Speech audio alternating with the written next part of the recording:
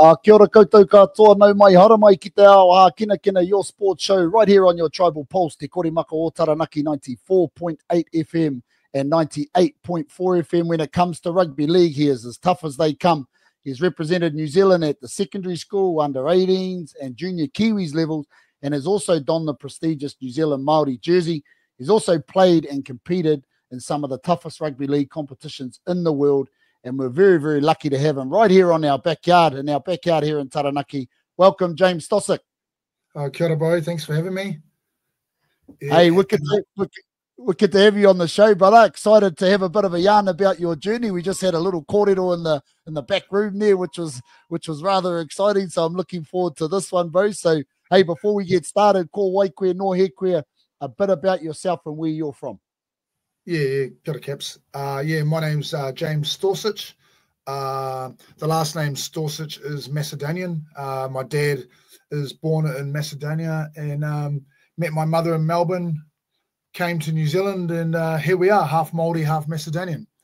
I grew up in Taranaki, born and bred, sorry. Started my life at Midas Primary, which was humble beginnings.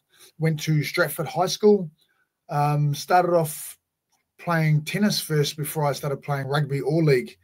Started playing tennis at about the age of 10, was playing a little bit of rugby at school, but didn't really sort of get into the rugby serious till I was about 12.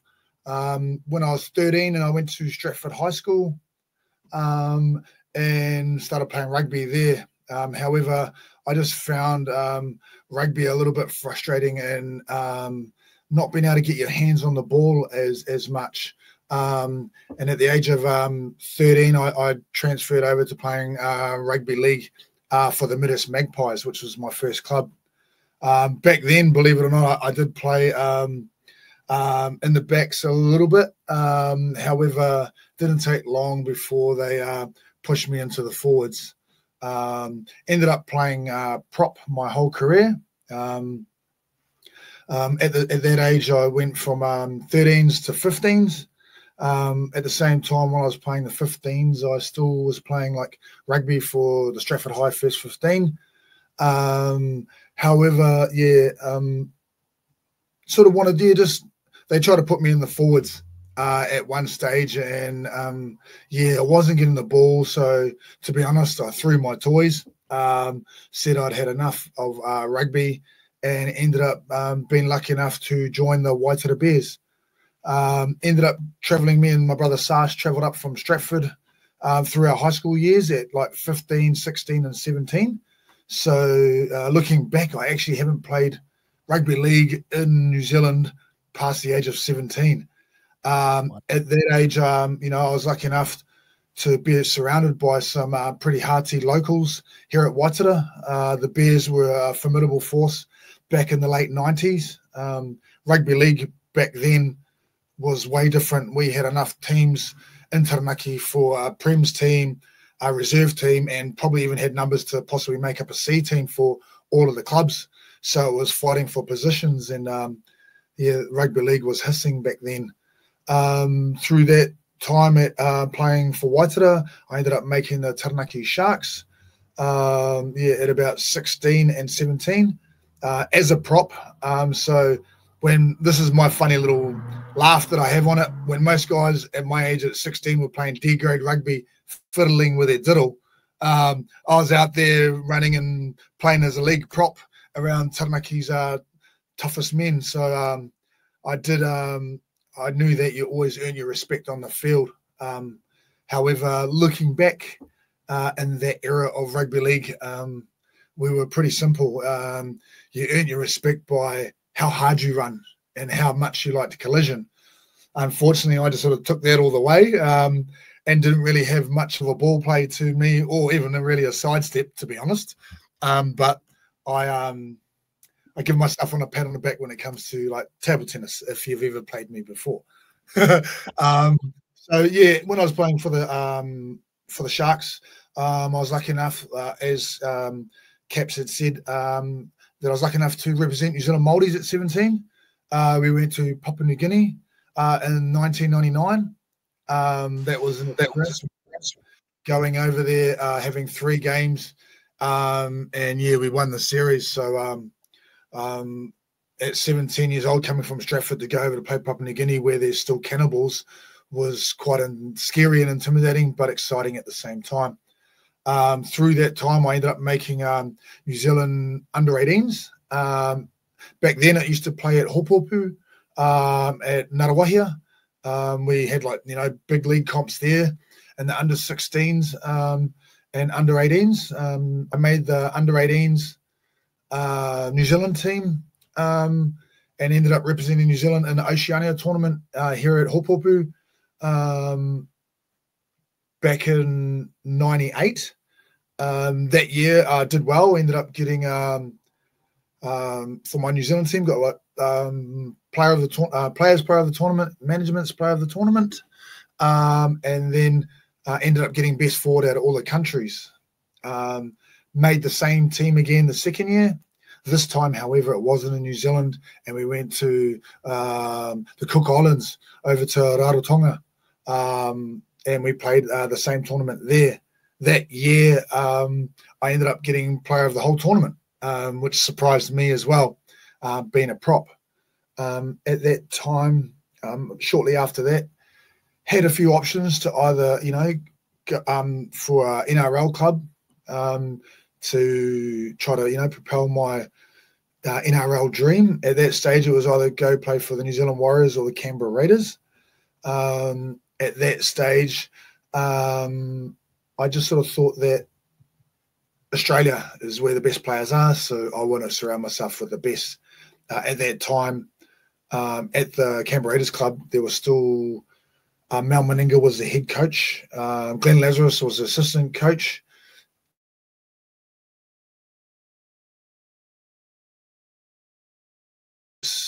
Laurie Daly. So, yeah, there were a lot of big heroes there. So I ended up going there at the age of 18. However, the one thing that when you jump into teams, sometimes it's luck of the draw at the time. At that stage when I went over there, I didn't realise that the Canberra Raiders Jersey flag were actually not so good in the competition. And, at that stage, we were losing quite a few of our games, ended up getting round bottom of the table. I didn't end up, I probably didn't have the maturity that, like I said before, hindsight's a bit of a bugger of a thing, really. And look back and, when your team's not going well and that, all you can do is just focus on yourself. And I probably should have done a few more extras and trained harder. However, at that stage, I wasn't really mature enough, to be honest, and ended up, just cruising around in life and partying a lot more than I probably should have. That year, I ended up making the Junior Kiwis, was the vice captain then. We ended up playing the Junior Kangaroos, and I ended up I had a chronic AC injury, which I had to play my whole career with. However, I've just had it operated on.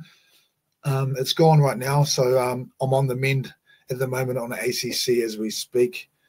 From then, after that, I didn't get re-signed by the Raiders. I ended up going to Redcliffe Dolphins. Played a season there, was going good there, pulled my head in a little bit. However, the coach at the time, and these are the things that you go through as a player that people don't really understand. You get all these outside influences and a lot of politics that happen with rugby league that make or break you or change your direction and where you go. At that stage, the coach sort of said to me, "Hey, you're going well, Stos. However, I'm not going to put you in front of these 2 other props that had played 250 Queensland Cup games and 200, both of them were up in the 2s. So, at that stage, instead of, like I said before, instead of picking my head up and training twice as hard, I actually retired from rugby league at the age of 21. Had a year off, focused on playing touch, going to the gym, and I actually lost quite a bit of weight and got myself healthy. And at that stage, my manager at the time rang me when he knew I had the year off and just sort of said, "Hey, what are you doing?" I said, "Oh, not much at the moment, just cruising." Didn't really sort of think about going back to rugby league, to be honest, at that stage. So I could have really, fallen off the radar. But he sort of said, "Hey, come down to the Newtown Jets reserve grade comp in Sydney. They need a prop down there." And at that stage, I'd got right into dieting and lost heaps of weight. So I sort of said, "Well, hey, I don't think I'll be able to play a prop. I'm a bit too small." But ended up packing on the weight quick like I can, and spent a couple of seasons down at the one season down at the Newtown Jets. At that time, I was lucky enough that towards the end of the year, the Jets were joining forces with the Cronulla Sharks, amalgamating. And I had a cracker year. I think a year off, got a little bit of hunger back. I managed to get player of the year for my team and signed a 2-year contract with the Cronulla Sharks. That was in the year 2005 and 2006. So, ended up playing, I think, about 24 games for the Sharks. First year, I think I played about 6 just coming into it. And the second year, I played about 18 games. Was looking at getting re-signed for the Sharks. However, I had family at the time that was up in Queensland, i.e. my sister and a few of my best mates. So I opted to, make a change and hit the Gold Coast. So when I left the Sharks, however, I had a bit of a tedious Achilles problem that I picked up just the year before at the towards the end of the season with the Newtown Jets. So I had to have an Achilles operation, which was just cleaning up a little bit of bone where the heel of the Achilles is and the Achilles attaches. I had like a little bit of a bursa in there. So every time I backpedaled or something, it used to squish and squash my bursa and the frayed tendon. So I had to have that operated on. And as most players know that go through injuries, it can be a little bit of a head case for you mentally, physically, and you want to put your best foot forward. However, I struggled with that injury coming up to the Titans. So I was doing it in the rehab group a lot, and really struggled that first year. I think I played another, maybe relatively the same numbers as I did at the Sharks. Like the first year, played about 6 games, and then the second year, I think I played about another 18 games, and did well in my second year at the Titans. Got offered another contract. However, I just sort of thought I'm not getting any younger. I think I was 29 at the time, and I had 3 young daughters. So being a family man, trying to be present with my babies, focus on injuries and tick all the boxes, was no walk in the park. You're always harder on yourself than most people are on you. So I ended up, missioning over to the Wakefield Wildcats. Started off the season really well. But however, in about game 3 or 4, I think it was, I ended up doing my PCL, my posterior cruciate ligament, where my leg hyperextended. So I had to obviously put my leg in a full cast whilst over in England for 10 weeks. Came back after that, and the Super League season's a long season, so I still ended up, once I come back, I think I still had another 13 games to go. Ended up going really well and got Sponsors Player of the Year. However, I had problems with my visa and passport through the quota system and had to come back to Australia, unfortunately, in January of, I think it was 2010. At that stage, the NRL had already had their roster full. So I was on the hunt looking for an NRL club. Got the phone call from the Roosters. At that time, they had Jason Rolls and Hargraves were injured. So I flew down to Sydney, did a bit of a fitness test, strength test, which I'd done the preseason with Wakefield. After that first year, I was ready to go, did really well, and they wanted to sign me for a 1-year contract. However, I went from Cronulla, where I had my first baby, and then I had my second baby daughter, and then by the time I went to the Gold Coast, I had 3 young daughters at the age of like 27, so 28. So by the time going from Cronulla to the Gold Coast to England back to Brisbane with 3 young babies was a lot of uncertainty. Like I come from a small, humble beginning and went to 1 primary school and I actually went to 2 high schools, Stratford High and Boys High for 1 year. However, getting off track.